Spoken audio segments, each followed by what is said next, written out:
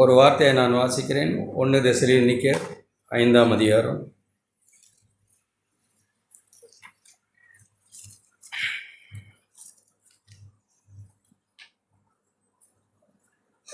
இந்த வார்த்தைகளை நாம் கேட்டோம். 5:18. 1 தெசலோனிக்கேயர் 5ஆம் அதிகாரம் 18ஆம் வசனம்.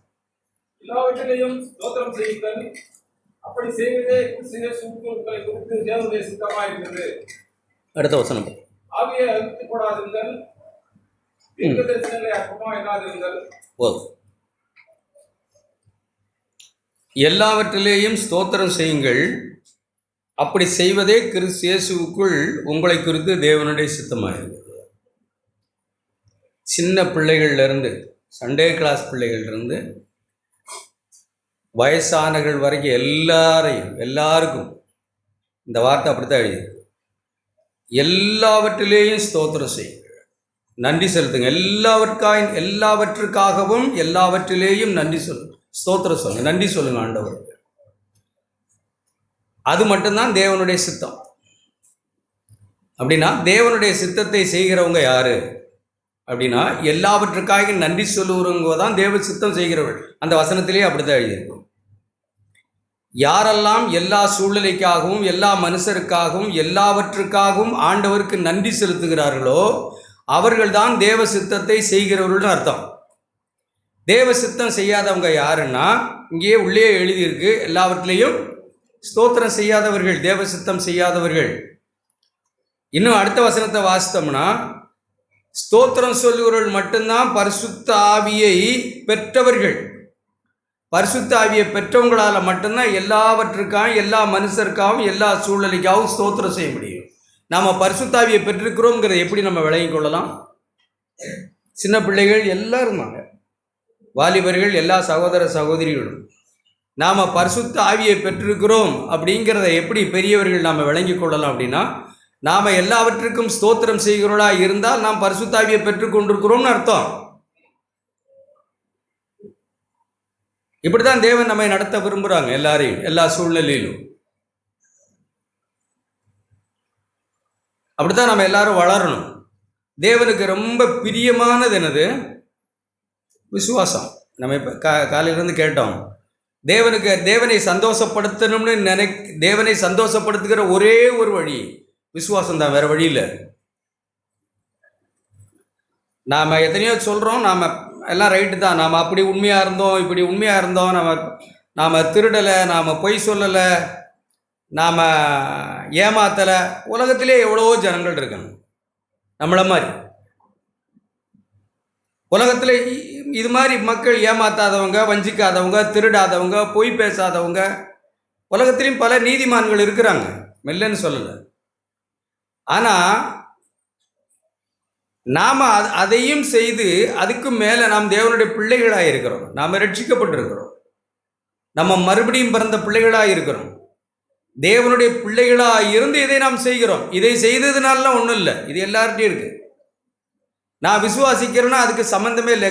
நான் எவ்வளோ உண்மையாக இருந்தானே, நீதியாக இருந்தானே, பரிசுத்தமாக இருந்தானே, ஏமாத்தாமல் இருந்தானே, அதனால என்ன, ஒன்றும் இல்லை. அவர்களை போல நானும் ஒன்று. ஆனால் எனக்கு விசுவாசம் இருந்தால், தேவன் என்னை ரட்சித்ததை நான் அறிந்தவனாக இருந்திருந்தா, அதுதான் விசேஷம் எனக்கு. அப்போஸ்தலர் நடவடிக்கைகளில் ஒரு வார்த்தையை நம்ம வாசிக்கிறோம், 17ஆம் அதிகாரம். தேவன் நம்ம எல்லாரையும் ஒரு காரியத்தை செய்ததை நான் எத்தனையோ முறை வாசித்திருக்கிறோம். 26ஆம் வசனம்,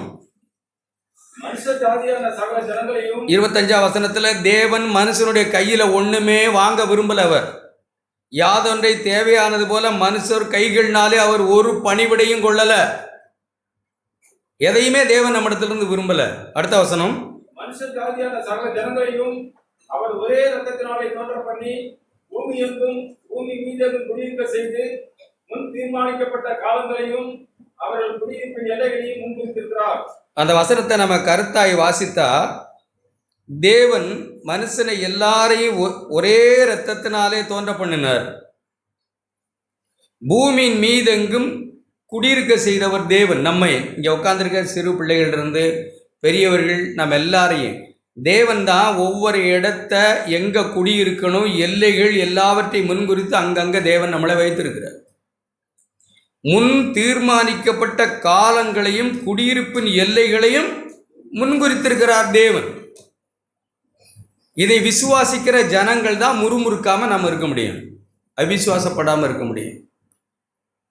நமக்கு இருக்கிற பிரச்சனைகளே என்னன்னா, சின்ன பிள்ளைகள்கிட்ட அந்த பிரச்சனைகள் இருக்க முடியும். மற்றவங்கள பார்க்குறோம், எதையோ அவங்கள பார்க்குறோம், இவங்கள பார்க்குறோம். தேவன் நம்ம வைத்த வீடு நமக்கு கொஞ்சம் அலசடிப்படுது. தேவன் நமக்கு தந்த பெற்றோர் மனசில் ஒரு கேள்வி, பல அலசடிகள் பட வாய்ப்புகள் இருக்குது. தேவன் நமக்கு வைத்த கிராமம், வீடு நமக்கு கொஞ்சம் குழப்பத்தை தருது. தேவன் தந்த வேலை, சம்பாத்தியம், புருஷன், மனைவி, பிள்ளைகள் எல்லாத்திலும் மனசில் கொஞ்சம் பல காரியங்கள் வர பார்க்குது. வரவிடக்கூடாது. அப்படி இதெல்லாம் யார் முன்குறித்திருக்கிறா? தேவன். நான் எங்கே பிறக்கணும்? எத்தனையோ தடவை நம்ம யோசிக்கிறோம், நாம் எங்கே பிறக்கணும், யார் நம்முடைய தாயின் தகப்பன், நம்ம யாரை கல்யாணம் பண்ணணும், நமக்கு எத்தனை பிள்ளைகள், நம்முடைய வீடு என்ன, நம்ம வேலை என்ன, நம்ம குடியிருக்க வேண்டியது என்ன, நம்முடைய சம்பளம் எவ்வளவு, எல்லாத்தையும் தீர்மானித்திருக்கிறவர் தேவன். அதை விசுவாசிக்கிறவர்களால் மட்டும்தான் தேவனை காண முடியும். தேவன் தான் எல்லாவற்றையும் ஒழுங்கு செய்திருக்கிறார். யாரையும் பார்த்து நம்ம பொறாமையோ போட்டியோ பட தேவையே இல்லை. அது அவிசுவாசத்தினுடைய விளைவு.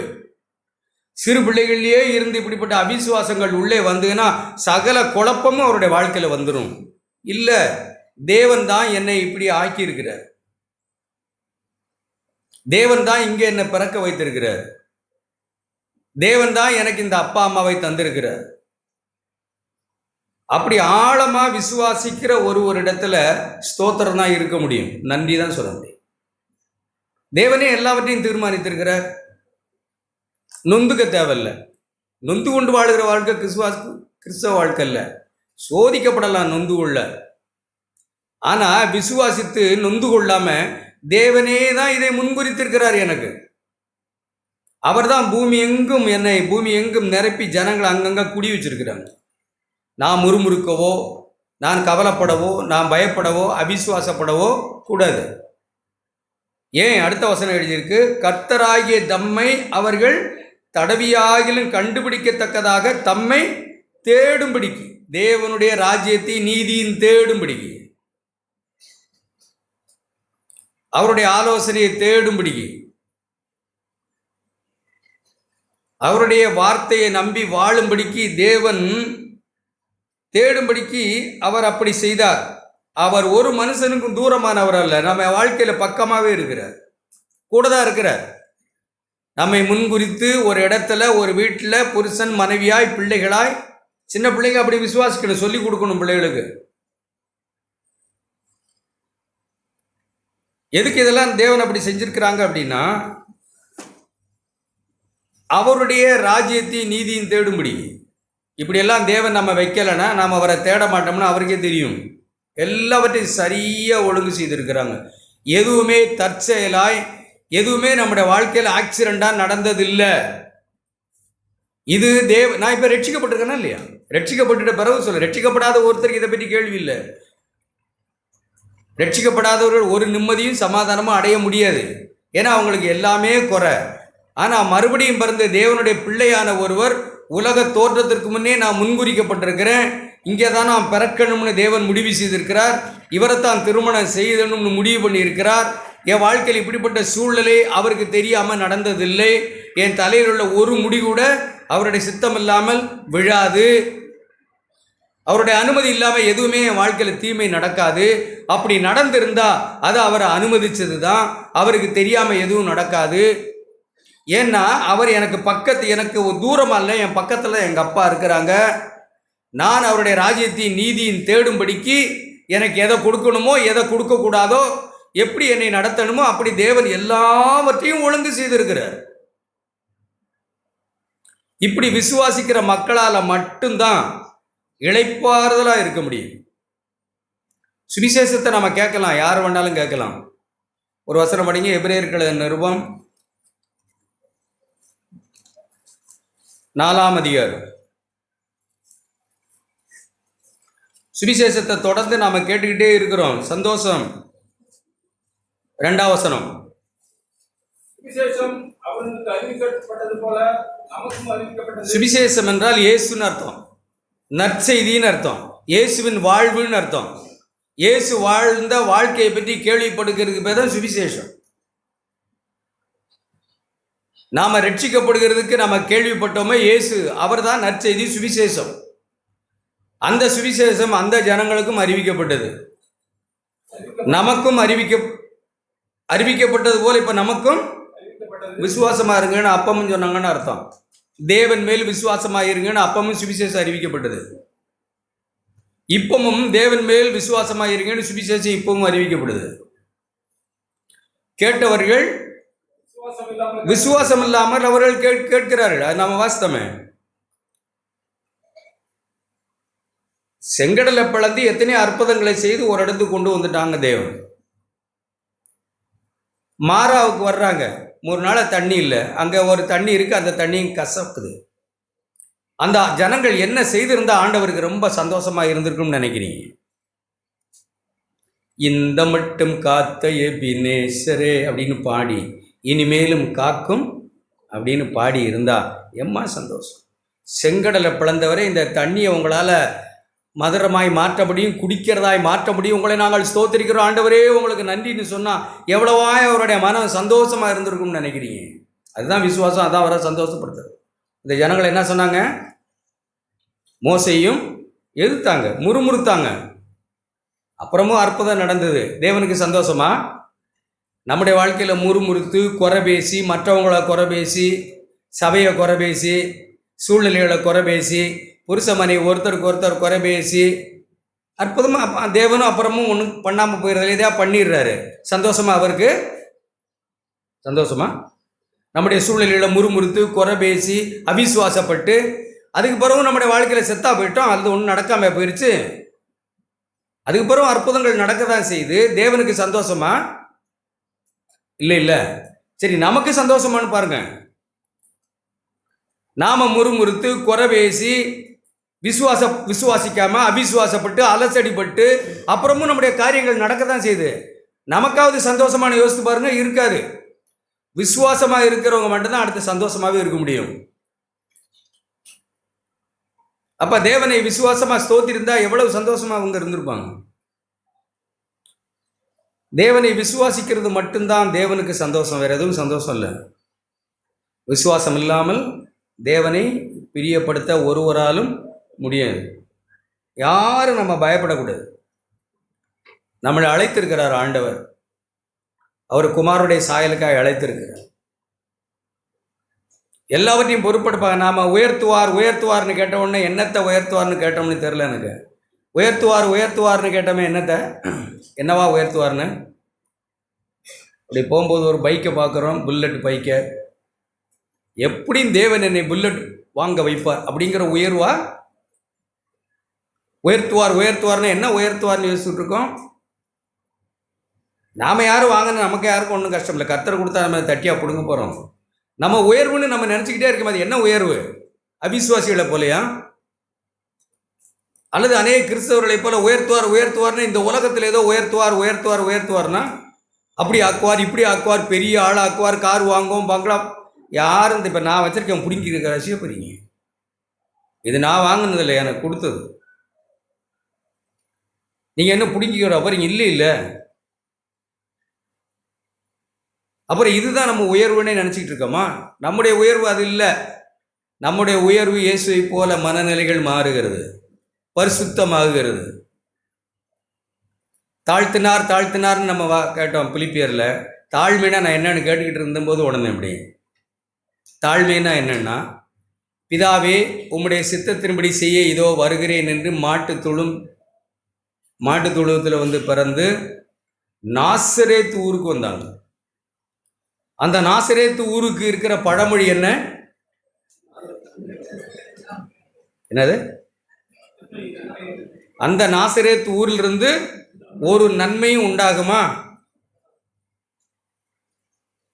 அப்படின்னு சொல்ற ஊர் அது. அந்த ஊர்ல ஒருத்தர் பிறந்து ஒரு தச்சு வேலை செய்து, ஆஹா தப்பா தெரிஞ்சுக்கிட்டோமோ தச்சு வேலையை, அப்படிதான் முறுமுறுத்துக்கிட்டு இருந்தாங்களா? அப்படிதானா? கொஞ்ச நாள் கூட இருந்திருக்க கூடாத இவர் யாரு? யோசேப்பு. சுமையெல்லாம் நம்ம மேலே வந்துட்டு இனிமேல் சம்பாதிக்க வேண்டியதாக இருக்குது, அப்படித்தான் யோசிச்சுட்டு இருந்திருப்பாங்களா? தாழ்மைனா என்ன?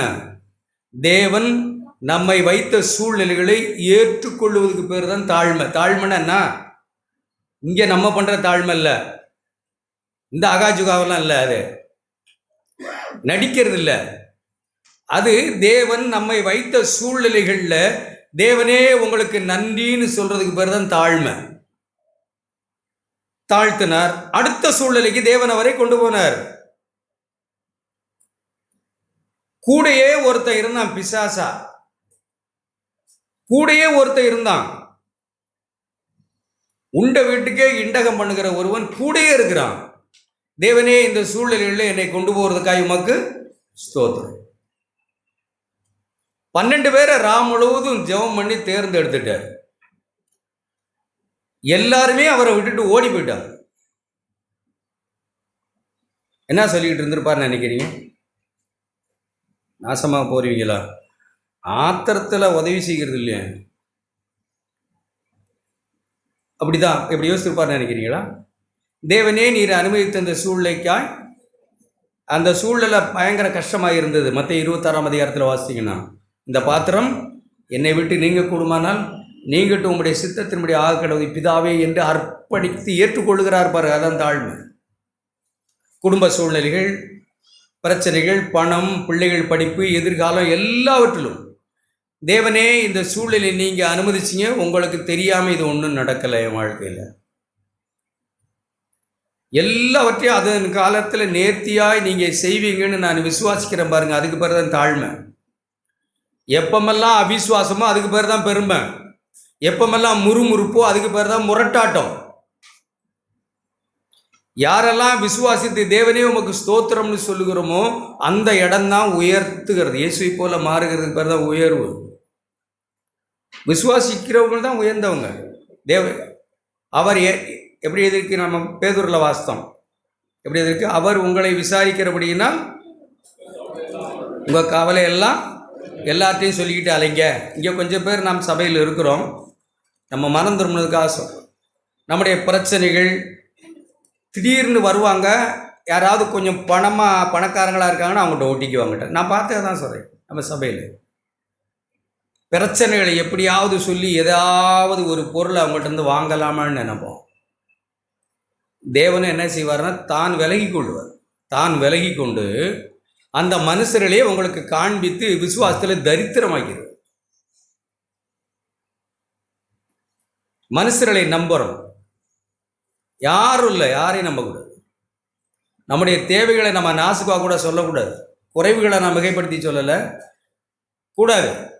நம்முடைய பண தேவைகள், நம்முடைய பிரச்சனைகளை நாசுக்கா பிறருக்கு எதையாவது சொல்லணும், எதையாவது உதவியை பெறணும் அப்படின்னு நினைக்கிறதெல்லாம் தேவன் இல்லாத வாழ்க்கை, விசுவாசம் இல்லாத வாழ்க்கை. 7 வசனம் 5-7. தேவன் நம்மை விசாரிக்கிறவராக இருக்கிறபடினால நம்ம கவலையெல்லாம் அவர் மேலே வைக்கணும். அதுதான் உயர்வு. அவர் மேலே கவலை வச்சுட்டு அவர் மேலே எல்லாவற்றையும் வைத்து விட்டு வாழுகிற வாழ்க்கை தான் தேவன் உயர்த்துகிற வாழ்க்கை. கவலைப்படாமல் இருக்கிற வாழ்க்கை எவ்வளோ உயர்ந்த வாழ்க்கை. நாளைக்காக கவலைப்படாது, வரும், சோதிக்கப்படும். ஆனாலும் விசுவாசத்தினாலே கவலையை ஜெயித்து எனக்கு ஒரு பரமபிதா எங்கள் அப்பா இருக்காங்கன்னு கவலையெல்லாம் அவர் மேல் வைத்து விட்டு அவர் என்னை விசாரிப்பார்னு மனுஷன் மேல் நம்பிக்கை வைக்காமல் கர்த்தர் மேல் நம்பிக்கை வைக்கிறோம் பாருங்க. அதான் உயர்ந்த வாழ்வு. ஏற்ற வழியில் தேவன் உயர்த்துவார், அவரை நம்பும்படிக்கு செய்து விடுவார்.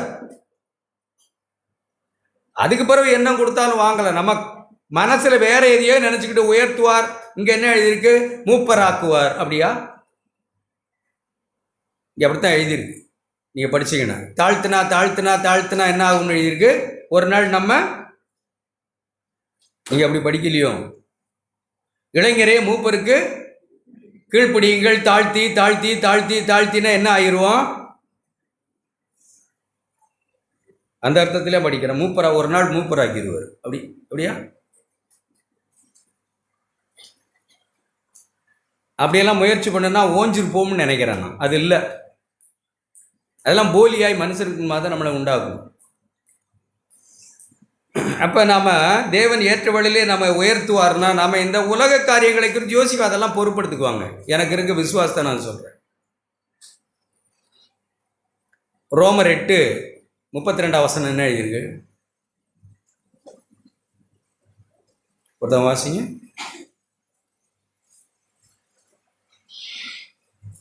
அப்படியே சொந்த குமாரன் என்றும் பாராமல் நம்ம எல்லாருக்காகவும் அவரை ஒப்பு கொடுத்தவர் அவருடைய கூட மற்ற எல்லாவற்றையும் நமக்கு அருளாதிருப்பது எப்படி? சொல்லுங்க. அது அவரோட கூட மற்ற எல்லாவற்றையும் எழுதியிருக்கு. அதுக்கு என்ன அர்த்தம் சொல்றீங்க?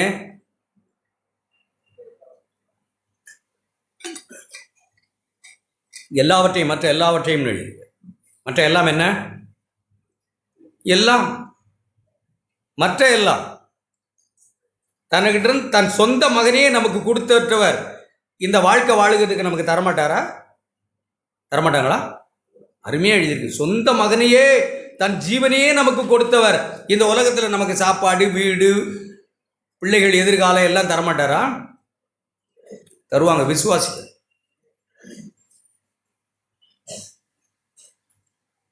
தாயின் வயிற்றில் தாங்கும்போது, தாயின் வயிற்றிலிருந்து விடும்போதே தாங்கினாங்க நம்மளை. நம்ம காலங்கள் அவர் கையில் இருக்கு. நம்முடைய வயசு எப்போ முடியணும்னு அவர்கிட்ட இருக்கு. பயப்பட தேவையில்லை. நான் எப்போ சாகணும்னு அவருக்கு தெரியும். அது சரியான நேரத்தில் ஒரு செகண்ட் மாறாமல் கொண்டு போய் சேர்த்துருவாங்க அவரிடத்துல. தாயின் வயிற்றிலே தாங்கினவர் அவர். நம்மளை பிள்ளையுடைய படிப்பு, எதிர்காலம், கல்யாணம் கவலைப்பட்டு கலங்கக்கூடாது. அவங்களுக்கு என்னன்னு நினைக்கக்கூடாது. அது அவிசுவாசத்தின் வெளிப்பாடு. நம்மளை நிம்மதியாகவே இருக்கக்கூடாது. அவங்களுக்கு என்னன்னு நினைக்கிறோம் பாருங்க. யாருக்கு? அவங்களுக்கு என்ன அப்படின்னு நினைக்க சொல்லுது பாருங்க மனசில். அது என்ன? நீங்கள் தேவன் இல்லாத ஆளுன்னு காட்டுது. நீங்கள் தேவன் மேல் விசுவாசம் இல்லாத ஆள். அதனால தான் அவங்களுக்கு என்ன, அவங்க, நீங்கள் தேவனுடைய பிள்ளை இல்லைன்னு சொல்கிறீங்க. நான் தேவனுடைய பிள்ளை இல்லை, அவங்க தேவனுடைய பிள்ளைன்னு சொல்கிறீங்க. ஒன்று. இன்னொன்று என்ன சொல்கிறீங்க? வானத்தையும் பூமியை உண்டாக்கின எங்கள் அப்பா அவ்வளோ பெரிய ஐஸ்வர்யவான் அப்படின்னு நமக்கு விசுவாசம் இல்லை. யாரோ கொஞ்சம் பணம் காசாக இருக்கிறத பார்த்து அவங்களுக்கு என்ன, அவங்ககிட்ட பணம் இருக்குது, வேலை இருக்குது, பென்ஷன் இருக்குது, நமக்கு யாருமே இல்லை. யாரும் இல்லை. யாரும் இல்லை. தேவன் இல்லை. வானத்தையும் பூமியை உண்டாக்குன தெய்வம் எனக்கு அப்பாவா இல்லை? அவங்களுக்கு வானத்தையும் பூமி உண்டாக்குன தேவன் அப்பாவாம் இருக்கிறார், பென்ஷனும் இருக்கிறார், பணமும் இருக்கு, எல்லாம் இருக்கு. ஆனா நமக்கு வானத்தையும் பூமி உண்டாக்குன அப்பா நமக்கு அப்பாவா இல்லை, நமக்கு எதுவும் இல்லை. அப்படியே விளையங்கிடணும்ல. அவங்களுக்கு சிலருடைய அவிசுவாச கட்டுகளே அப்படித்தான் இருக்கு. அவங்களுக்கு என்ன, அவங்க சூழ்நிலை வேற, நம்ம சூழ்நிலை வேற. நமக்கு கொடுத்த சூழ்நிலையில் அவரை விசுவாசிக்கத்தான் தேவன் சொல்றாங்க. நம்முடைய சூழ்நிலை பலமான வித்தியாசமா இருக்கலாம். 4 நாள் ஆச்சு லாசர் செத்து. பிழைக்க முடியுமா? முடியாது. அவங்க மார்த்தாள் சூழ்நிலை, மரியாள் சூழ்நிலை. அப்படி எப்படிப்பட்ட சூழ்நிலை? இனிமே நாருன்ற சூழ்நிலை. ஆண்டவர் என்ன சொன்னாங்க? சரி, இப்போ என்னத்துக்கு என்ன கூப்பிடுறீங்க? அதான் நாருமே சொன்னாங்களா? என்ன சொன்னாங்க? நீ விசுவாசித்தால் தேவனுடைய மகிமை காண்பாய். உன் குடும்ப சூழ்நிலைகள், பிரச்சனைகள் தலைக்கு மேலே இருக்கலாம். பிள்ளைகள்லாம் பெருசாக வளர்ந்துருச்சு, படிக்கணும், அதுக்கு எதிர்காலம், கல்யாணம், அத்தே நினைச்சாலே கொலை நடுங்கு இருக்கலாம். இதெல்லாம் எப்படி சாதிக்க போகிறேன் நினைக்கலாம். எனக்கு இருக்கிறது இந்த சின்ன சம்பாத்தியம் தானே, அன்னாட நான் சம்பாதிச்சா தானே. சகோதரா, பயப்படக்கூடாது. நம்மை அழைத்த தேவனுக்கு எல்லாம் தெரியும். இல்லைன்னா சம்பாத்தியத்தில் தில்லுமுள்ளு பண்ணுவோம். கொஞ்சம் சம்பாதிக்கிறோம், அப்புறம் அதில் எதாவது அப்படி இப்படி சம்பாதிச்சா தானேன்னு தில்லுமுள்ளு பண்ணுவோம். அது சபிக்கப்பட்டதாக போகும். ஏன்னா அடுத்த ஓட்டு போனால் நம்ம கையில் வரும். வேலையில் உண்மையாக இருக்க மாட்டோம். தேவன் ஆசீர்வதிக்க முடியாது. எப்பா என் மேலே நம்பிக்கை இல்லாமல் இருக்கிற, நீயே சம்பாரித்து நீயே பார்த்துக்கப்பான்னு விட்டுடுவாங்க. தேவன் மேல் நம் நம்பிக்கையாக இருந்தால் நமக்கு தேவன் கொடுத்த கொஞ்சம் பணத்திலும் அதிக உண்மையாக இருக்க தான் ஆசைப்படுவோம். வானத்தையும் பூமியை உண்டாக்குன எங்கள் தகப்பன், ஆகாயத்தில் பறக்கிற காக்கைக்கு சாப்பாடு கொடுக்குறோம் எங்கள் அப்பா, காட்டு புஷ்பங்களை உடுத்துகிறவர் நம்முடைய தேவன். நாம் நினைக்கிறோம் நாம் சம்பாரிச்சா தானே அது செய்ய முடியும், நம்ம சம்பாரிச்சா தானே இது செய்ய முடியும். ஒருவேளை அப்படி யோசிச்சுக்கிட்டே இருந்தால் நம்ம சம்பாரிச்சு தான் இதெல்லாம் செய்ய முடியும், அதில் சந்தேகமே இல்லை. நீ சம்பாரிச்சே செய்ப்பான்னு ஆண்டவரே கூட நின்று வேடிக்கை பார்த்துட்டே இருப்பாங்க. நீ ஒன்றை தானே நம்புற. ஓ சாமர்த்தியம், புத்திசாலித்தனம், ஓம் பக்தி, ஓ நீதி, உன்னுடைய வீராப்பு, உன்னுடைய சுறுசுறுப்பு, உனக்கு தேவன் மேலே இருக்கிற வைராக்கியம், அதைத்தானே நம்புற. அது எவ்வளோ காலம் இருக்குதுன்னு நானும் பார்க்குறேன். என் மேலே விசுவாசம். தேவன் ஒருபோதும் நம்மளை கைவிட மாட்டாங்க. ஒருத்தரே அதுக்காக அழைக்கல, ஒரு பிள்ளைய கூட இங்கே அழைக்கல. கவலைப்படாதீங்க, அப்படிதான் சொன்னாங்க ஆண்டவர். ஆகாயத்தில் பறக்கிற பறவைகளுக்கு ஆகாரம் கொடுக்கிறவர் நான் உங்களுக்கு கொடுக்காம இருப்பேனா? கொடுப்பேன், விசுவாசிங்கன்னு சொன்னாங்க. எத்தனையோ முறை சொன்னாங்க. நாம விசுவாசிக்கிறவளா இருக்கணுங்க. எல்லாரும் நல்ல வார்த்தைகளை பேசணும். பிலிப்பியர் புஸ்தகம், எபேசியர் புஸ்தகம்,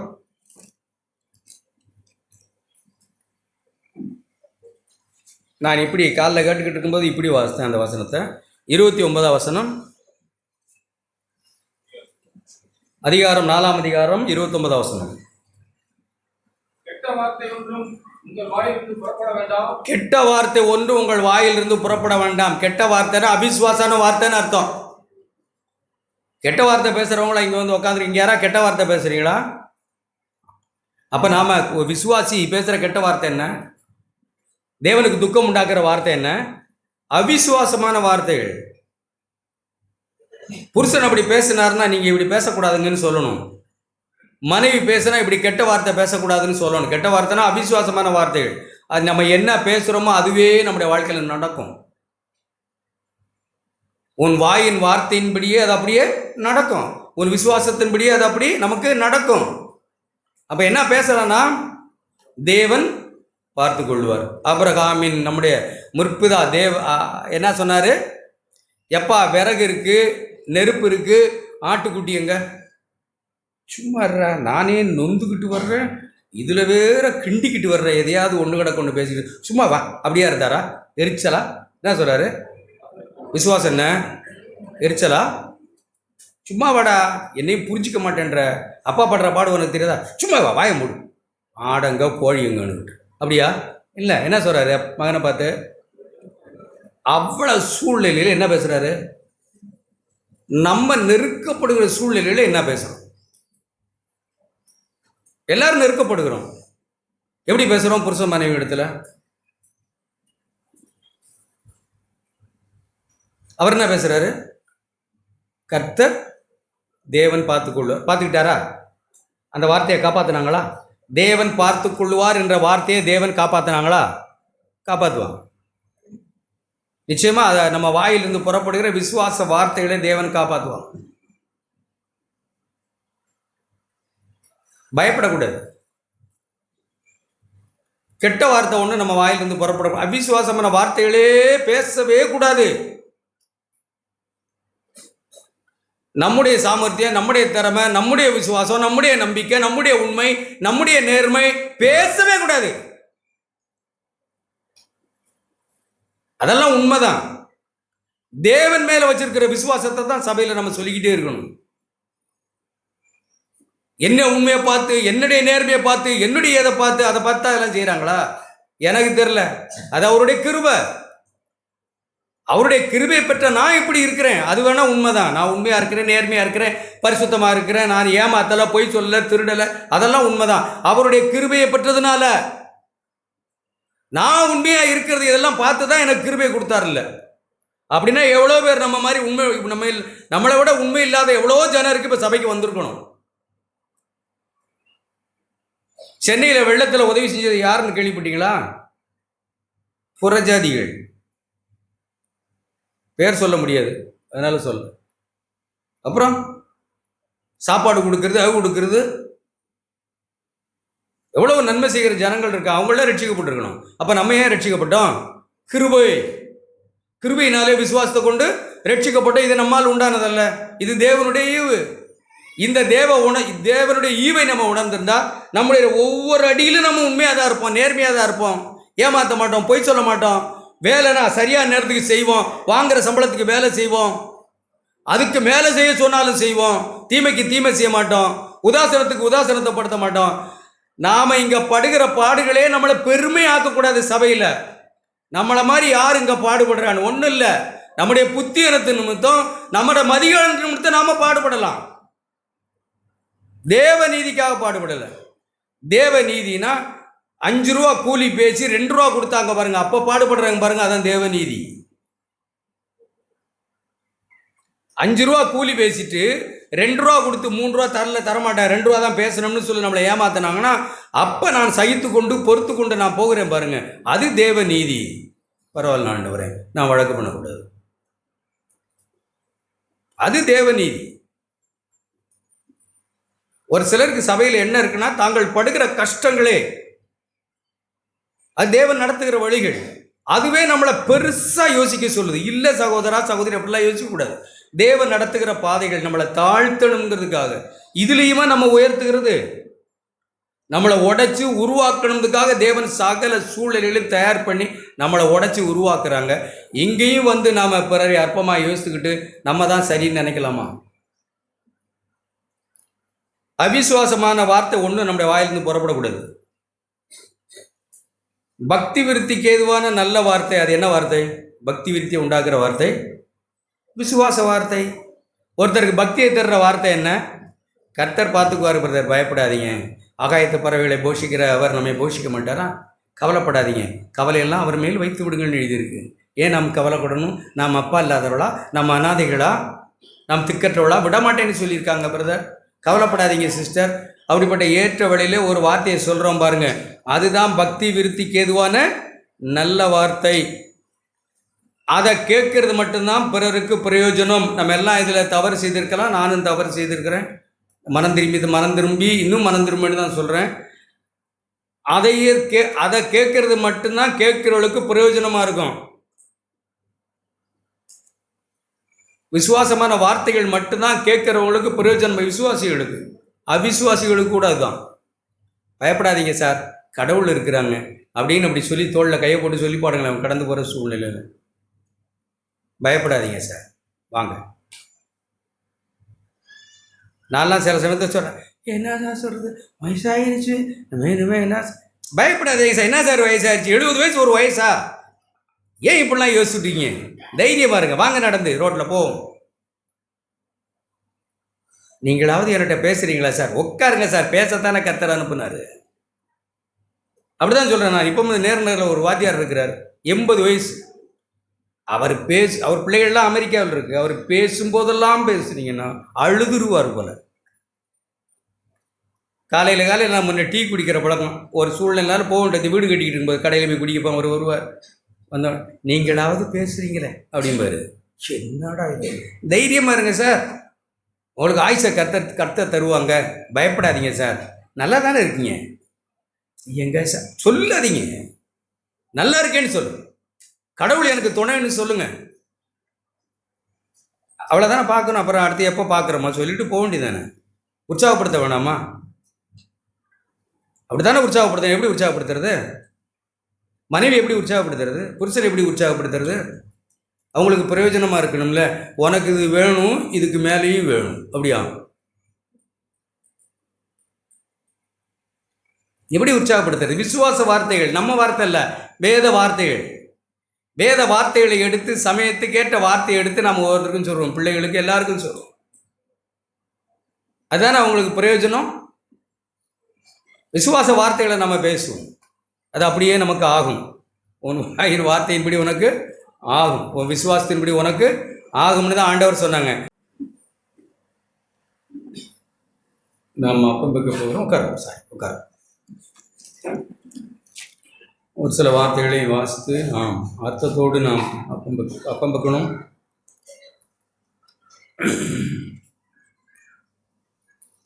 ஒரு பிரசித்தி பெற்ற ஒரு தேவனுடைய மனுஷன்,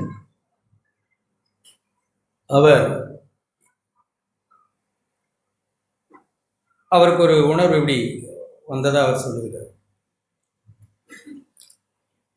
ஒரு மரத்தை பார்த்து கடலில் போய் பெயர்ந்து விழுன்னு சொன்னால் எனக்கு செஞ்சிடும், விழுந்து. அப்படிதான் சொன்னாங்க, இந்த மரத்தை கடலில் போய் பெயர்ந்து போகும்படி சொல்லுங்க, அது விழுந்துருன்னு சொன்னாங்க. காற்றையும் கடலையும் அதட்டினா என்ன செய்திடும்? அமைதியில் ஆயிடும். ஆனால் இந்த மனுஷன் மட்டும் கேட்க மாட்டான். அப்போ இந்த மரங்கள், கொடிகள், குருவிகள் எல்லாம் ஆண்டவரை பார்த்து சொல்லுவோம். அவருடைய கற்பனை, அவருடைய மனசு, ஏன் ஆண்டவரை இவங்கள வச்சுக்கிட்டு மல்லு கட்டிட்டு கிடக்குறீங்க? ஏன் இவங்களோடு போராடிட்டு கிடக்கணும்? மரம் கீழ்ப்பிடியுது, காற்றும் கடலும் கூட உங்களுடைய வார்த்தைக்கு கீழ்ப்பிடியுது. இவங்க மட்டும் எதனை முகனியமாக நடக்கிறாங்க. இவங்களோடு ஏன் போராடிக்கிட்டு இருக்கீங்க? இவர்களைத்தான் நான் நேசிக்கிறேன். மரத்தை இல்லை, கொடியை இல்லை, காற்றை இல்லை, கடலை இல்லை, மனுஷரைத்தான் கர்த்தர் நேசிக்கிறேன். அல்லேலூயா. நம்ம தான் நேசிக்கிறோம். சொந்த மகனையே நமக்காக தந்தார். அவர் நம்மேல் அன்பு கூர்ந்து. அப்படிப்பட்ட தெய்வத்தை நாம் விசுவாசிக்கிற, மனதார ஏற்றுக்கொண்ட மக்கள் அப்பம்பக்கம் வந்திருக்கிறோம். அப்பம்பக்கம் வந்திருக்கிற நாம் அவருடைய பாடுகளை சில நேரங்களில் நினைக்கிறோம். நல்லது அப்படி நினைக்கிறது. அவர் அடிபட்டது, நொறுக்கப்பட்டது, அவர் குத்தப்பட்டது, அவர் வாரினால் அடிப்பட்டது, துப்பப்பட்டது, முள்முடி சூட்டப்பது, ஆணியால் குத்துனது, அவர் பட்ட கஷ்டங்கள், பேஷன் ஆஃப் கிரைஸ்ட், அவருடைய பாடுகளை நாம் பார்த்து விரும்பி அழுகலாம். ரைட், உண்மை அவர் பட்டது தான். ஆனால் அதை விட 1 கொரிந்தியர் 11 அதை விட நாம் நினைக்க வேண்டிய ஒன்று ஆண்டவர் சொல்லும்போது சொன்னார். 23 வாசித்தான். 23 1 கொரிந்தியர் 11:23.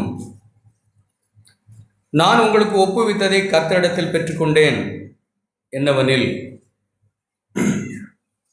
இது ஒரு புது ரெவலேஷன், இது ஒரு புது வெளிப்பாடுடனே புது உடன்படிக்கையின் ஊழியக்காரராகிய அப்போஸ்தலனாகிய பவுலுக்கு ஒப்புவிக்கப்பட்ட ஒரு விஷயம். ஆண்டவரும் இதையே சொன்னார், சீசர்களோடு அப்பம்பிட்டார். ஆனால் இந்த புது உடன்படிக்கையின் சத்தியத்தை, சபையை, அதனுடைய மேன்மையை வெளிப்பாடாய் பவுலுக்கு கொடுத்து பவுல் அப்பம் வைக்கிறத குறித்து ஒரு விஷயத்தை போய் சொல்லுகிறார்.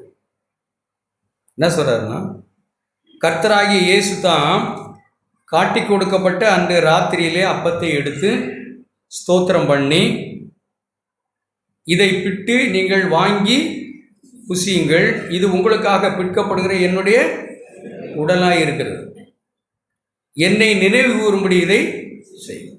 சரி, அடுத்து இன்னொன்று 25 என்னை நினைவு கூறும்படி இதை பானம் பண்ணுங்கள். 26 நீங்கள் இந்த அப்பத்தை புசித்து இந்த பாத்திரத்தில் பானம் பண்ணும் போதெல்லாம் கர்த்தர் வருமளவும் அவருடைய மரணத்தை தெரிவிக்கிறீர்கள். என்ன மரணத்தை நாம் தெரிவிக்கணும்? அவர் அடிபட்டது, அவர் வாரினால் அடிபட்டது, அவர் பட்ட கஷ்டங்களை நாம் நினச்சிக்கிட்டு இப்போ இல்லை. அது நம்முடைய பாவங்களுக்காக அவரை ஏற்றுக்கொண்டார் தான். ஆனால் இங்கே அவருடைய மரணத்தை நாம் தெரிவிக்கிறோம். என்ன சொல்கிறோம்னா, எனக்கு வரவேண்டிய ஆக்கினை அவர் மேல் வந்தது. அப்பம்பக்கம் வந்திருக்கிற நாம, நம்முடைய நீதி, நம்முடைய ஒருத்தர் கூட இங்கே யோக்கியம் கிடையாது. நம்ம அப்பம்பக்க யோசிச்சுக்கிட்டுலாம் இருக்கக்கூடாது. ஏதோ நம்ம புண்ணியம், நம்முடைய நீதி, நம்முடைய பரிசுத்த நிமித்தம் இங்கே வருகிறத யாராவது யோசித்தீங்கன்னா எந்திரிச்சு கூட போயிடலாம். அனாவசியம். உண்மையாக சொல்கிறேன், நமக்கெல்லாம் இருக்கிற இது அதுதான் இப்போ பிரச்சனை. நேற்றைக்கு உபவாசத்திற்கேன் வந்திருக்கேன் ஆண்டவரே அப்படின்னு வருது. நேற்று உபவாச ஜபத்துக்கு வந்திருக்கிறேன், அதனால் வந்திருக்கேன் இப்போ அப்பம்புக்கு. அதான் தைரியமாக இருக்குது. எந்த மேன்மையும் எனக்கு கிடையாது. எது மேலேயும் நான் வரல. எந்த தகுதியின் அடிப்படையில் நான் இப்போ அப்பம்புக்கு வரல ஆண்டவரே. ஒரு தகுதியும் எனக்கு கிடையாது. நீர் மரித்தீர், என் ஆக்கினை நீக்கப்பட்டது, அவ்வளவு. நீர் எனக்காக மரணத்தை ஏற்றுக்கொண்டீர், எனக்கு ஆக்கினை தீர்ப்பு இல்லைன்னு நீங்கள் சொன்னீங்க. அது உங்களுடைய கிருபை. நான் அப்பம்பக்க வந்திருக்கிறேனே, நான் யார் அப்படின்னா 1 கொரிந்தியர் 3 எத்தனையோ 1 நம்ம எத்தனையோ முறை வாசிக்கிறோம்.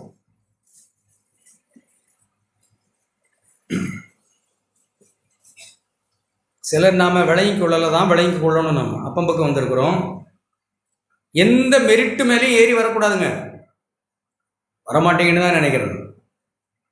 ஏதாவது ஒரு தகுதியின் அடிப்படையில் அப்பம்பக்கம் வரக்கூடாது.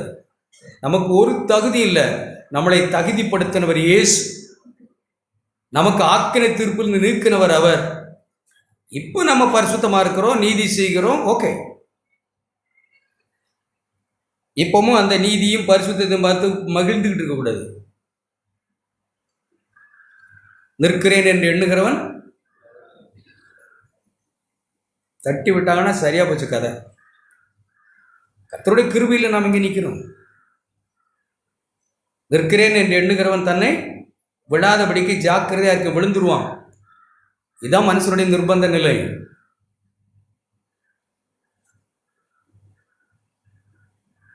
இருபத்தாறாம் வசனம், 1:26.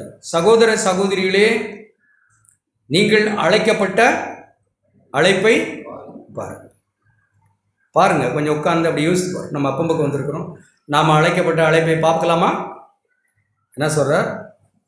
ஞானிகள் அநேகர் இல்லை, வல்லவர்கள் அநேகர் இங்கே இல்லை. ஞானிகள் இங்கே இல்லை, வல்லவர்கள் இங்கே இல்லை. 27. ஞானிகளை வெட்கப்படுத்தும்படி தேவன் உலகத்தில் பைத்தியமான என்னை தெரிந்து கொண்டார். நான் உலகத்தில் ஞானி தான், ஆனால் தேவனை பொறுத்தவரை பைத்தியமாய் இருந்த என்னை தெரிந்து கொண்டார். உலகத்தில் தெரிந்து கொண்டார். பலமுள்ளவர்களை வெட்கப்படுத்தும்படி தேவன் பலவீனமான என்னை தெரிந்து கொண்டார். உள்ளதை அவமாக்கும்படி இழிவானதையும் அற்பமாய் எண்ணப்பட்ட என்னையும், இல்லாதவனாகிய என்னை, ஒண்ணுமே இல்லை, ஒரு கிறிஸ்துவின் தெய்வீகமே இல்லை, எந்த நல்ல சுபாவமும் இல்லாதன்னா நாம் எதை வேற ஏதாவது பணம் பொருள் அப்படி யோசிச்சுட்டு கூடாது. அப்புறம் அதுலேயே பெருசாக யோசிச்சுட்டு இருப்போம். ஏழை என்னை தெரிந்து கொண்டார், ஏழை என்னை, அதுவே பெரிய பெருமையாக இருக்கும். ஏழை என்னை தெரிந்து கொண்டார், ஏழை என்னை தெரிந்து கொண்டார். அந்த அர்த்தத்தில் எழுதலை. தெய்வீகத்துக்கு எவ்வளவோ தூரம், தெய்வீக சுபாவங்கள் ஒன்று கூட இல்லை. அப்படிப்பட்ட என்னை தேவன் தெரிந்து கொண்டார். மாம்சமான எவனும் தேவனுக்கு முன்பாக பெருமையே பாராட்டக்கூடாதுங்கிறதுக்காக அப்படி செய்தார். மாம்சமான எவனும் பெருமை பாராட்டக்கூடாது. அப்பம் பக்கம் வந்திருக்கிறோம். அவருடைய மரணத்தை நாம் அப்படித்தான் நினைக்கணும். தேவனே, உங்கள் மரணத்தினால நான் ஆக்கினைக்கு தப்புனேன். நீங்கள் அடைந்த மரணத்தினாலே நான் ரட்சிக்கப்பட்டேன். உங்களுடைய அந்த அன்பு, பேரன்பு என்னை பாவத்திலிருந்து விடுதலை ஆக்குனது ஆண்டவரே. பவுலெல்லாம் அப்படித்தான் தன்னுடைய இருதயத்தில் பிடிக்கப்பட்டவராக இருந்தார். உங்கள் அன்பு, உங்கள் கிருபை, அவர் தான் எழுதினார் அந்த மகிமையான சுவிசேஷத்தை. கிருபையினாலே விசுவாசம் கொண்டு ரட்சிக்கப்பட்டீர்கள், இது உங்களால் உண்டானது, நம்மால் உண்டானதல்ல, தேவனுடைய ஈவு. ஒருத்தர் எந்த மெரிட்டிலும் நாம் இங்கே வரல, ஒருத்தர் வரமாட்டோன்னு தான் நான் நினைக்கிறேன். எந்த தகுதியின் அடிப்படையில் இங்கே அப்பம் பக்கம் வருவோம்? தேவ கிருபை. அவருடைய மரணத்தை நான் நினைக்கிறேன். நான் அடைய வேண்டியது நீங்கள் அடைஞ்சிங்க, என்னை ஆக்கினியை நீக்குனீங்க, என்னை நியாயந்திருக்கலை நீங்கள் ஆண்டவரே. இன்னொரு வசனம், 2 கொரிந்தியர் 5ஆம் அதிகாரம். எத்தனையோ முறை நான் வாசிக்கிறேன். 15ஆம் வசனம். அவருடைய மரணம், ஆண்டவருடைய மரணம், வாழுகிற நான் இந்த பூமியிலே சம்பாதிச்சு குடும்பம் நடத்தி பிள்ளைகளை வளர்த்து வேலைக்கு போய் இந்த பூமியில் உலகத்தான போலேயே நான் வாழுகிற நான், உலகம் முழுவதும் தனக்காக வாழுகிறது. வேறு பிரிக்கப்பட்ட, தேவன் அழைத்த, கிருபை பெற்ற, ரட்சிக்கப்பட்ட, மனம் திரும்புகிற, தேவனுடைய ஆவியினால் மறுபடியும் பிறந்த நான் இனி எனக்காக வாழாமல் அப்படி பிழைத்திருக்கிறவர்கள், அப்படின்னா வாழுகிறவர்கள் இனி எனக்குன்னு, என் அபிப்பிராயம் ஒன்றும் இல்லை, எந்த மனுஷனுடைய அபிப்பிராயத்துக்கும் வாழலை, என் அபிப்பிராயத்துக்கும் நான் வாழலை, சபையில் எந்த மனுஷனுடைய அபிப்பிராயத்துக்கும் நான் வாழலை, எல்லாத்தையும் சாவு. எந்த மனுஷனுடைய அபிப்பிராயமும் இங்கே ஒன்றும் இல்லை, தேவனுடைய அபிப்பிராயம் தான் பெருசு. இங்கே மனுஷனுடைய அபிப்பிராயத்துக்கெல்லாம் நம்ம இருக்கக்கூடாது. ஒரு சிலரை மனுஷனுடைய அபிப்பிராயம் ஆழமாக பிடிச்சிருக்கு. மனுஷனுடைய அபிப்பிராயம் தான் நமக்கு ரொம்ப முக்கியம். நம்ம விட்டு தொலைச்சிடணும், அதெல்லாம் நமக்கு வேண்டாம். பிழைத்திருக்கிறவர்கள் இனி தங்களுக்கென்று பிழைத்திராமல் தங்களுக்காக மரித்து எழுந்தவருக்கென்று பிழைக்கும்படி எல்லாருக்காகவும் அவர் மரித்தாரே என்று நாம் நிதானித்து அப்பம் பக்கம் வந்திருக்கோம். எனக்காக கிறிஸ்து மரித்தாரே, எனக்கு எனக்கு ஆக்கினி தீர்ப்பு இல்லையே, அப்படி வரணும். நாம் இன்னும் ஒரு வார்த்தையை நான் வாசிக்கிறேன். கொலேசியர் புஸ்தகம்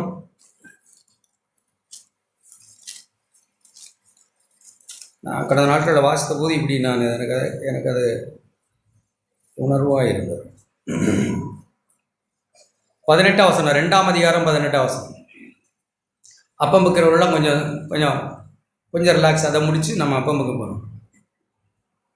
மனசை நல்லபடியாக வச்சுக்கிட்டு நம்ம அப்பம் வைக்க வருவோம்.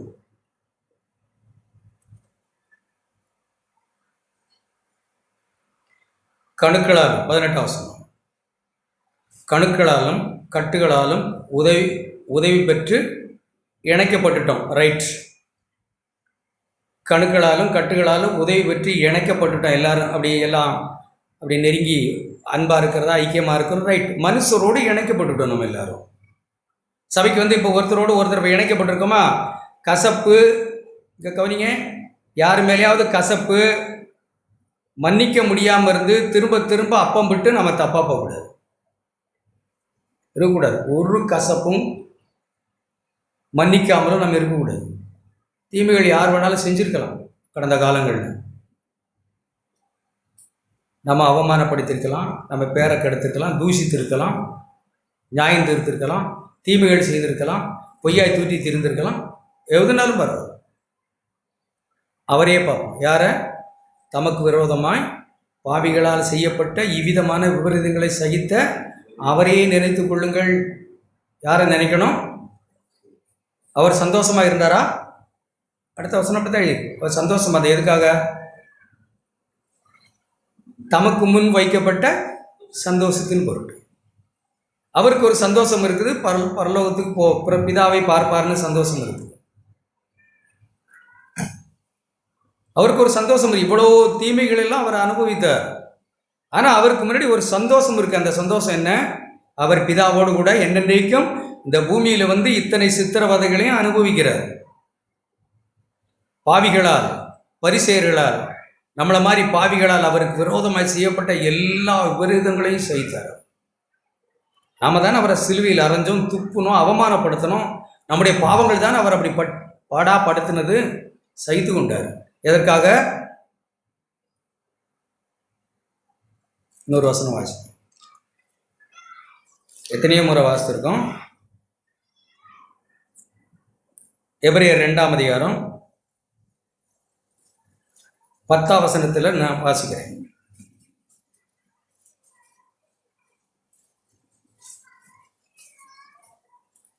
அநேகம் பிள்ளைகளை மகிமையில் கொண்டு வந்து சேர்க்க அவருக்கு ஒரு சந்தோஷம் இருந்தது. இந்த அவமானம், நிந்தைகளெல்லாம் அவர் சகித்து கொண்டது காரணம் என்ன? சின்ன சின்ன விஷயங்களுக்கெல்லாம் புண்படுறவங்க சபையில் புண்படுறது, மனஸ்தாபப்படுறது, அப்புறம் இருதயத்தில் கசப்பெல்லாம் இருந்துக்கிட்டே இருக்கத்தான் செய்து. அதில் மன்னிப்பு கேட்டோம், மனம் திரும்புறதும் இல்லை. அப்படியே சிரித்து கொண்டு பிரைஸ் லார்ட், ஸ்தோத்திரம் பரதர்னு போயிட்டு நம்ம வழிகளில் நம்ம பாட்டில் போகிறது. பாவத்தை உணர்ந்து போய் மன்னிப்பு கேட்கவோ மனம் திரும்பவோ ஒப்புரவாகவோ தயாரல்ல. ஆனாலும் பிரைஸ் லார்ட், உங்களை பற்றி தான் இவ்வளோ நேரம் நினச்சிக்கிட்டு இருந்தேன் என்ன மாதிரி பேசுகிறவர். அவர் அறிவர். தப்பாலாம் இருக்கக்கூடாது. அன்பாக இருக்கிறது போல் நம்மளால் எவ்வளோ காலத்துக்கும் நடிக்க முடியாது. மன்னிக்காமல் நம்மளால் தேவனிடத்துலேருந்து கிருபை பெறவே முடியாது. மன்னிப்பு கேட்காம நம்மளால் தாழ்மையாக ஆண்டவரிடத்தில் போகவே முடியாது. எப்போ போய் நின்னாலும் என்ன வரும்? என்ன வசனம் உங்களுக்கு ஞாபகம் வருது? உன் சகோதரன் பேரில் உனக்கு காணிக்கை செலுத்த வந்தாங்க. நிறுத்தி என்ன சொல்கிறாங்க?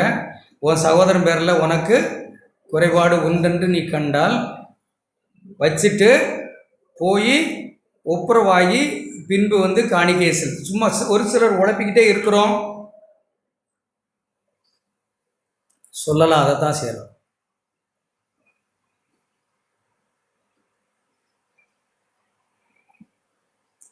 பின்பு வந்து காணிக்கையை செலுத்து. ஆண்டவருக்கு பலவிதமான உபத்திரங்களை கொடுத்தவர்கள் தான் நாம் பரிசேயர்கள், மனுஷ பாவிகள். ஆனால் அவருக்கு ஒரு சந்தோஷம் இருந்தது மனசில். நம்மை நினைத்தார். என் பிள்ளைகள், அநேகம் பிள்ளைகள் மகிமையில் வந்து சேர்வார்களே என்று அவர் சகித்து கொண்டார். நாம் சாகாமல் ஒருத்தரோடு ஐக்கியமாக இருக்க முடியாது. நான் சுயத்துக்கு மறிக்காமல் அவமானத்தை சகித்து கொள்ளாமல், உண்மைதான், கடந்த காலங்களில் நான் அப்படி யோசிச்சிருக்கேன். ஐக்கியமாக இருக்கவே முடியாது. நான் என்னை வெறுக்காமல் ஒருத்தரோடு ஐக்கியமாக இருக்கவே முடியாது.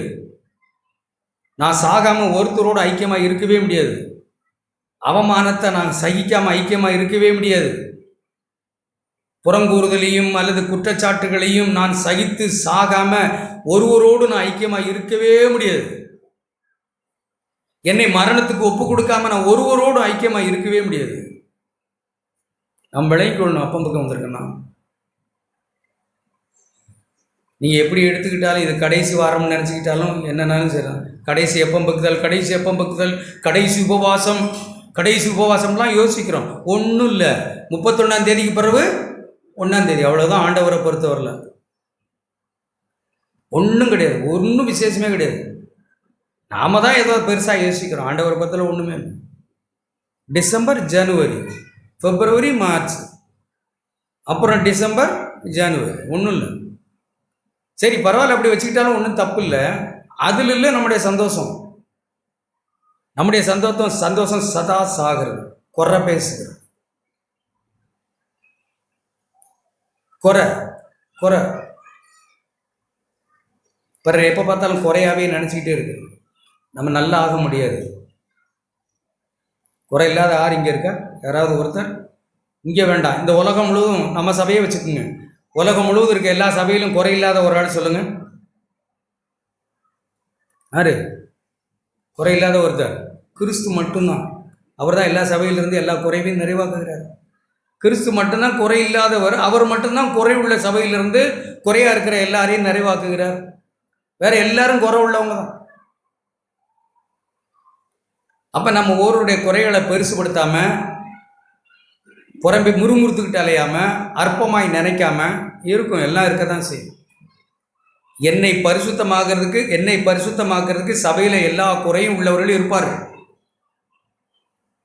தேவனே அப்படி வச்சிருப்பார். நான் பரிசுத்தமாகணும்ல, அதுக்காக எல்லா குறை உள்ளவர்களையும் தேவன் சபையிலே வச்சிருப்பார். ஏமாத்துறவங்களை வச்சிருப்பார், சொல் தவறுகளை வச்சிருப்பார், அன்பில்லாதவர்களை வைத்திருப்பார், புறம் பேசுவர்களை வைத்திருப்பார். நான் சொன்ன மாதிரி ஸ்தோத்திரப்படுறது உங்களை தான் நினச்சிக்கிட்டு இருந்தேன்னு கண்ணுக்கு முன்னாடியே பொய் பேசுறவர்கள் இருப்பார்கள். யாரை பரிசுத்தமாக்க? என்னை பரிசுத்தமாக்க. அப்படி ஒவ்வொருவரும் சொல்லுங்க, யாரை பரிசுத்தமாக்க? நம்மை. நம்முடைய வாழ்க்கையில் குறுக்கிற எல்லா மனுஷரும் நம்மை பரிசுத்தமாக்க தேவன் வைத்திருக்கிறார். பூரணமான ஒரு சபையும் பூமியில் இல்லை. அதனால தான் நான் இருக்கேன் இங்கே. எங்கே போனாலும் இப்படித்தான் சபை இருக்குது, அதனால தான் இங்கே இருக்கோம். குறை இல்லாதவங்க யாருமே இல்லை. அப்போ நாம் எல்லாத்துக்கும் சாகணும், எல்லா அபிப்பிராயங்களுக்கும் சாகணும், மனுஷருடைய அபிப்பிராயங்களுக்கு சாகணும், மூப்பருடைய அபிப்பிராயங்களுக்கு சாகணும். நாம் கணுக்களாலும் கட்டுக்காலும் இணைக்கப்பட்டுட்டோம். நான் தப்பாக சொல்கிறேன்னு நினைக்காதீங்க. காலையில் சமைக்க வர்ற சகோதர சகோதரிகள் அவர்கள் இருக்கிற அன்பு ஐக்கியம் இல்லாமல் தான் பரவசமாய் தான் இருக்குது. உண்மையாகவே கணுக்களாலும் கட்டுகளாலும் இணைக்கப்பட்டு மனுஷரும் நல்லபடியாக இணைஞ்சிட்டோம். அதில் சந்தோஷம்தான். அப்படி தான் எழுதியிருக்கு. எப்படி எழுதியிருக்கு? கணுக்களாலும் கட்டுகளாலும் உதவி பெற்று இணைக்கப்பட்டு அது வரைக்கும் வந்துட்டோம். அது வரைக்கும் வந்தால் போதாது. இங்கே ஒரு சிலருக்கு சபையில் இருக்க மூப்பர்களை மட்டும்தான் ஏதோ நினச்சிருங்க. உங்கள் வாழ்க்கை சூனியமாயும் ஆவிக்குரிய வாழ்க்கையில் நல்லாவும் மாறாததுக்கு நீங்கள் மனுஷனை மகிமைப்படுத்துகிறது மட்டும்தான் தப்பாக இருக்குது. இன்னும் குறைவுள்ள மக்களோடு நல்லா கை கொடுத்து நெருங்கி பழகலை, கணுக்களாலும் கட்டுகளாலும் உதவி பெற்று ஒரு வழியாக வந்துட்டோம். அடுத்து என்ன எழுதி படித்து பாருங்க. தேவ வளர்ச்சியாய் வளர்ந்தேறுகிற சரீரம் முழுவதையும் ஆதரிக்கிற தலையை பற்றி கொள்ளல. 2ஆம் அதிகாரம் 18ஆம் வசனம், கொலேசியர் 2:18. கணுக்களாலும் கட்டுகளாலும் உதவி பெற்று இணைக்கப்பட்டுட்டோம். ஒருத்தரோடு ஒருத்தர் நல்ல ஐக்கியமாக இருக்கும், சந்தோஷம் தான். அப்படிதான் இருக்கணும். அது போதாது.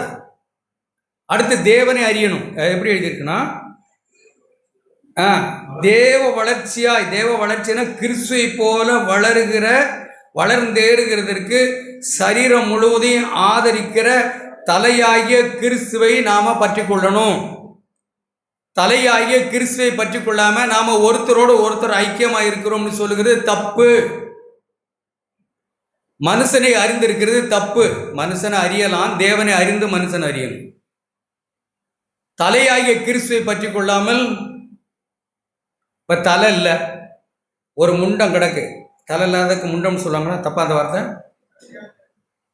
அது என்ன? வலது கை இருக்கு, இடது கை இருக்கு, பெருவல் இருக்கு, கால் இருக்கு, கை இருக்குன்னு அது சொல்லுது. என்ன? உயிர் இருக்கு. தொட்டகாத்திர வெயிட் லிஃப்ட், அவர் பிரம்மாண்டமான ஜைஜாண்டிக்கான பாடி. தலை மட்டும் இல்லை, அது அப்படியே கிடக்குது. சபை அப்படி வச்சுக்குமா, தலை மட்டும் இல்லை, இங்கே அப்படி பெரிய உடல் இருக்கு. அது என்ன? அதனால என்ன? அப்படி நம்ம எல்லாரும் மனுஷரோடு ஒன்றா ஜாதிக்காரங்க சொல்லக்கூடாதுன்னு வந்துடுது. ஏன்னா தானே இருக்கு. அப்படி நல்லா இணைஞ்சிக்கிட்டு இருக்கோமே, போதுமா? இதெல்லாம் எங்கே இணையணும்? இந்த சரீரம் முழுவதும் ஆதரிக்கப்படணும்னா நம்ம இங்கே எங்கே இணையணும்? தலையில் போய் இணையணும். தலையில் இணையாமல் மனுஷரோட நம்ம இணைஞ்சுக்கிட்டா அப்படி சரீரம் வளராது. வளர்ந்தே இருக்கிற தலையை பற்றி கொள்ளாமல் இப்படி கணுக்களாலும் கட்டுகளாலும் இணைக்கப்பட்டு அப்படியே நம்ம பிரதர் பிரைஸ் லார்ட் ஸ்தோத்திரம் தோத்திரம்னு மனுஷரை அறிஞ்சு வச்சிருக்கோம். மனுஷரை கனப்படுத்திக்கிட்டு உட்காந்துருக்கீங்க, தலையை பற்றி கொள்ளலை. அடுத்த வசனம், அப்படி தலையை பற்றி கொள்ளாதனால நமக்கு வந்த அபாயம் என்னன்னா, மாயமான உண்மையான தாழ்மை இல்லை, போலித்தனங்கள்லாம் வந்துடும். இப்போ மனுஷர் தானே ஸ்தோத்திரம் இருக்கோம். அவர் இவரை துதிப்படுறாரு, அவரை இவர் இப்படி குனிகிறார், அவர் அதுக்கு கீழே குனிகிறார். தாழ்மைக்கு ஸ்தோத்திரம் பிரதர்றாரு, அவர் இன்னும் ஒரு மடங்கு ஸ்தோத்திரம்னு குனிகிறார். அவர் இவரை சரியா புரிஞ்சுக்கணுமா, அவரை சரியா புரிஞ்சுக்கணும். தாழ்மைக்கு நம்ம படுற பாடு. அப்படியா? தேவன் என்ன நினைக்கிறாருங்கிறதெல்லாம் விட்டுட்டோம். தலையோடு இணையல, தலைக்கு நமக்கு சம்பந்தமே இல்லை. எல்லா கனமும் மகிமையும் துதி யாருக்கு செலுத்தணும்? தேவனுக்கு.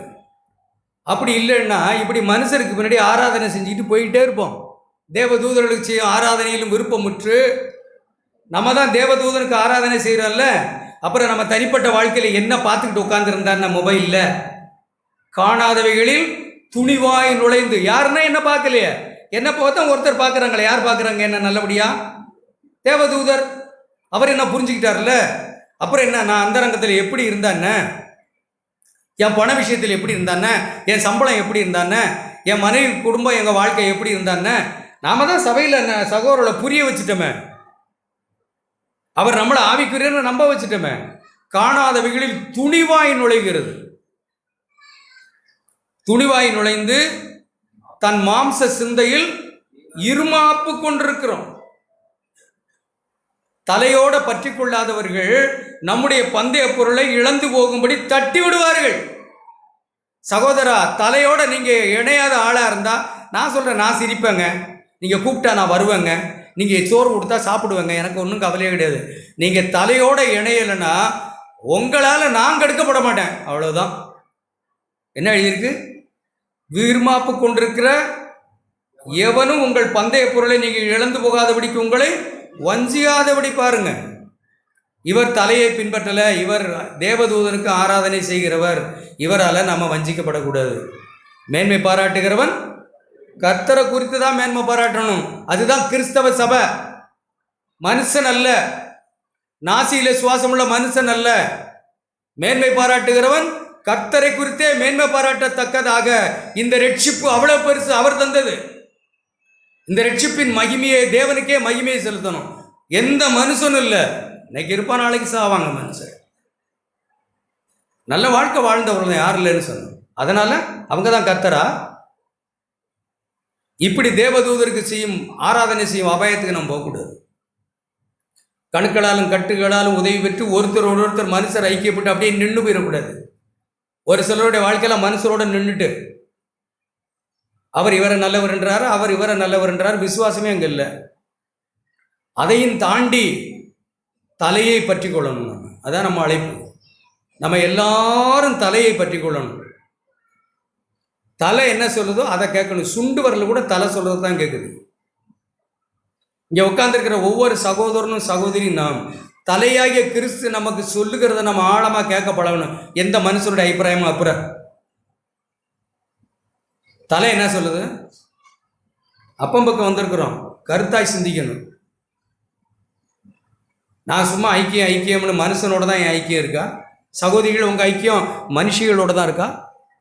சகோதரர்களே உங்கள் ஐக்கியம் மனுஷரோட தான் இருக்கா இல்லை தேவனோடு இருக்கா? தலையாகிய கிறிஸ்துவை பற்றி கொள்கிறோம்.